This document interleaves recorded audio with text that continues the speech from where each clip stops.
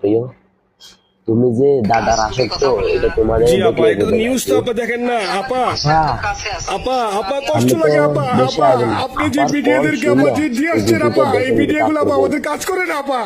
কেউ সত্য বলে না আপা। আপা আমরা কই যাবো আপা? আপনি আছেন হ্যাঁ আপা, ঠিক আপা, আছে। আল্লাহ আপনার বাঁচায় রাখুক আপা। আপনি যেহেতু আছেন আপা, আমরা আছি আপা, হ্যাঁ আপা। আমরা আছি আপা। হ্যাঁ আপা।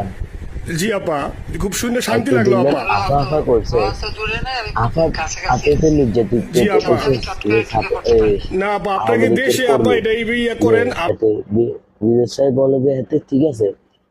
আফা যেন কইছস তুই নিজে তো নির্যাতিত হয়েছিস আফার হাতে, আফার দলের কাছে। তুই এখন আপারে ফোন দিয়ে কস আফা যে কোনো মুহূর্তে আমাদের দেশে ঢুকে যাবো, আপনারা সাবধান হয়ে যান। আফা যে কোনো মুহূর্তে যে বাংলাদেশ চট করে ঢুকে যাবে, চট করে ঢুকে গেলে ফট করে দেবে। যে আমাদের সাধারণ জনগণ, সাধারণ মানুষের উপরে যে অত্যাচার করেছে, যে অবিচার করেছে, ওটা দেশের সাধারণ মানুষ, দেশের সাধারণ জনগণ, সাধারণ ছাত্র, যারা কোটা সংস্কার নিয়ে আন্দোলন করছে, সামান্য একটা কোটা নিয়ে শুধু আন্দোলন করছে। ওই আন্দোলনকে কেন্দ্র করে কত ছাত্র প্রাণ, কত ছাত্র পা, কত ছাত্র হাত, কত ছাত্র বুক ঝাঁঝরা করে ফেলছে। মুগ্ধ, আবু সাইদ, হাজারো নাম অজানা।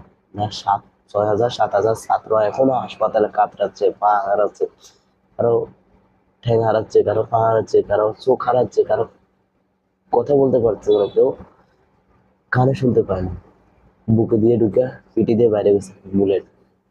সে আপা নাকি যে বাংলাদেশের পাশাপাশি আছে, পাশাপাশি দেখলে চট করে ধরে ফেলে, ধরে ঢুকে ফেলেন খাঁচা। আপা চট করে কিন্তু ঢুকে যাবে বাংলাদেশের মানুষ। আমরা এখনো সতর্ক হই, আপা কিন্তু চট করে ঢুকে যাবে।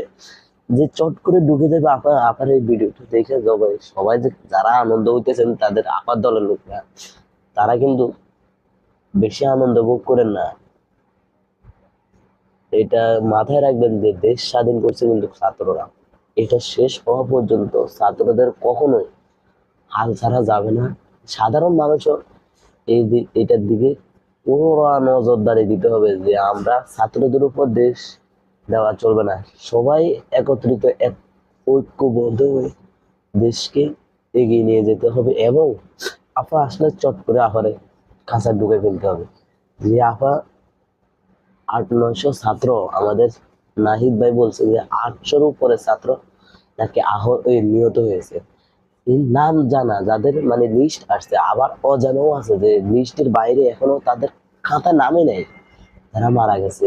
এই সব লাশের বহন করতে হবে এই সরকার। যে সরকার স্বৈরাচারী সরকার এখন বলছে যে চট করে ঢুকে যাবে। চট করে ঢুকে দিলে চট করে খাঁচাত বন্দি করে ফেলবেন। খাঁচাত বন্দি করে মনে বলে যে মামারে, আমার দরকার হচ্ছে মামারে ভুঙ্গলের বাসা লাগাই, মামার পোলা ফসাটা আছে এরকম করে লাগবে। তো যা মানুষ ঠিক পায় বলতে, মানুষ যে আমাদের বাইরে আমাদের মানুষ দীর্ঘ 16 বছর যে অত্যাচার হয়েছে, ওই অত্যাচারটা যেন লাইভে দেখানো হয় এবং ভিডিও করে এগুলো পাঠানো হয়, যে কোনো দেশের সরকার কোনো সাধারণ জনগণের উপর এরকম নির্যাতন না করে। এবং নির্যাতন হলে এই শাস্তি ভোগ করতে হয়। যে একটা সরকার ওকে মেরে ফেলার দরকার, ওর বাঁচার অধিকার নেই। যে একটা দেশকে ধ্বংস করে ফেলছে, দেশের জনগণকে দেশের সংকট করে দিছে। 13 বিলিয়ন, এই কথা 96 বিলিয়ন আমরা ঋণ, 92 বিলিয়ন টাকা নিয়ে গেছে। তো যে বিলিয়ন টাকাগুলো নিয়ে গেছে, ওই বিলিয়ন টাকা দিয়ে আমরা পদ্মা সেতু করতাম, স্যাটেলাইট করতে পারতাম, মেট্রো রেল করতে পারতাম, দেশ উন্নয়ন করতাম। আমার দেশ সিঙ্গাপুর দেশ হতো, সিঙ্গাপুর হয়ে যেত। ওই দেশ কি এখন মাঝপথে, যে সাগরের মাঝখানে এদিকেও যাবে না ওইদিকেও যাবে না দেশ। সবাই চাপ দিতেছে এত ডলার। এটা আমাদের প্রাইম মিনিস্টার ডক্টর ইউনূস কি করবে উনি? দেশের কিছুই নেই, এদিকে তাকালে কিছু না, ওইদিকে তাকালে দেশ কিছু নেই। সাধারণ জনগণ, সাধারণ পাবলিক কই যাবে? এই আবার চট করে ঢুকে যাবে। আবার চট করে ঢুকেলে আপারে চট করে আটকে ফেলবে। নাটক কম করো প্রিয়। তুমি যে দাদার প্রেমে আসক্ত, এটা তোমাদের দেখলেই বোঝা যায় প্রিয়। তুমি আর নাটক করো না, তুমি চট করে চলে আসো বাংলাদেশে। তোমাদের ওই কি এটা নাম কি, ওই দলের লোকেরা তোমাকে হেফাজত করবে, মানে খাঁচা ঢুকাবে। তো চলে আসো আপা, তাহলে তোমার জন্য আমরা খুব অপেক্ষা করতেছি। অনেকদিন আমরা খাওয়া খাইনি, আমাদের ক্ষুধার্ত, আমরা অনেক ক্ষুধার্ত। আমাদের আমাদের খাওয়া দেন আপা।